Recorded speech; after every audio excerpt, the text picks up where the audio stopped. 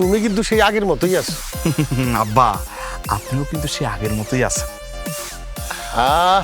আগে যদি খবর দিতা তাইলে তো তোমাকে আনার জন্য আমি বাস স্ট্যান্ড পর্যন্ত আগায় থাকতাম। জানবেন কেমনে ব্যথা কি কারণে বইলা ওঠে? কার ব্যথা, কিসের ব্যথা? হয়েছে আব্বা, এত ঢং করেন না আব্বা।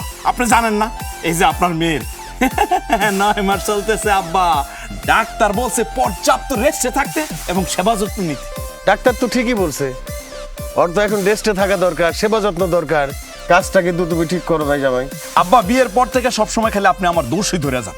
আমি কোন কাজটা খারাপ করছি বলেন তো? এই যে ডাক্তার ওরে বলছে রেস্টে থাকতে, তুমি ওরে রেস্টে দাঁড়াইখা উল্টা এত দূর জার্নি করাইয়া আমাকে বাড়িতে নিয়ে আসলা, কাজটা কি ঠিক হইলো? হ্যাঁ আব্বা, যে কি কোন ডাক্তার যা বলছে আমি একদম পুঙ্খানুপুঙ্খভাবে এটা অনুসরণ করতেছি।